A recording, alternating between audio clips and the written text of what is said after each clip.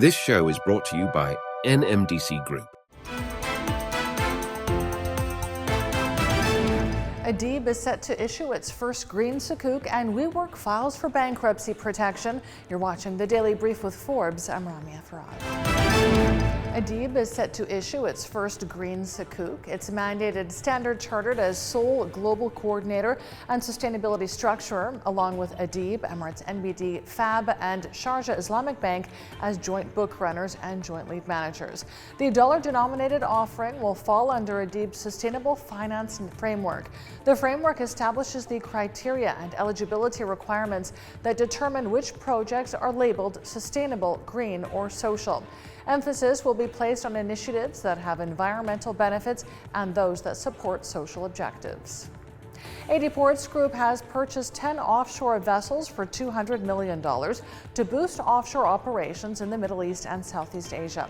The investment is into a well-maintained, diversified fleet with an average age of around 9 years, which is significantly less than the industry average. All 10 vessels are expected to be delivered in Q4 this year. The acquisitions from international offshore supply vessel owner and operator ENAV encompass a variety of offshore vessel types. Regional F&B company AIA Group saw net profit rise 12.7% year-on-year for the first 9 months of this year to $55.98 million. Revenue increased 10.9% to $890 million. EBITDA rose 18% year-on-year to $126.6 million.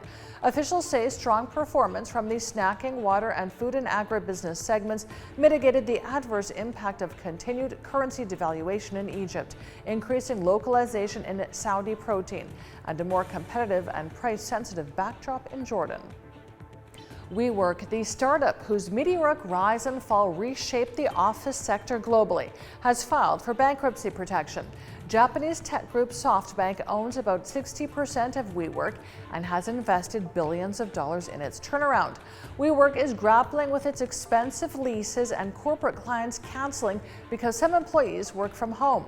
Paying for space consumed 74% of WeWork's revenue in Q2 this year. In its bankruptcy filing, WeWork listed estimated assets and liabilities in the range of $10 billion to $50 billion. Chinese fast fashion company Shion is reportedly hoping for a valuation of up to $90 billion for an eventual U.S. IPO. That's according to Bloomberg, citing people familiar with the matter. The timing of the share sale remains uncertain given the market volatility. In private trades, Shion's valuation has dropped below the $66 billion it got in a funding round in May. Investors have concerns over Shion's challenges that include intensifying competition, allegations of copyright thefts, and potential use of forced labor.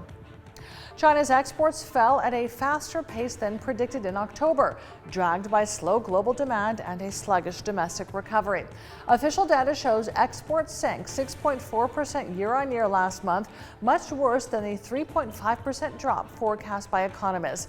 Apart from a brief rebound in March and April, exports have been in constant decline since last October. Imports, however, rose 3%, bucking a forecast drop of 5%. China is owed at least $1.1 trillion through its Belt and Road project, making it the biggest debt collector in the world, according to aid data. Beijing says 150 countries have signed up to the BRI, a vast global infrastructure push. Through BRI, China distributed huge loans to fund the construction of bridges, ports, and highways in low and middle income countries. Aid data says 80% of China's overseas lending portfolio in the developing world is currently supporting countries in financial distress. And Meta is barring political campaigns and advertisers in other regulated industries from using its new generative AI advertising products. Lawmakers warn these tools could turbocharge the spread of election misinformation. The new rules state that advertisers running campaigns for housing, employment, or credit or social issues, elections or politics, or related to health, pharmaceuticals, or financial services aren't currently permitted to use these generative AI features. I'm Ramia Faraj. This is the Daily Brief. Thanks for watching. Bye for now. This show is brought to you by NMDC Group.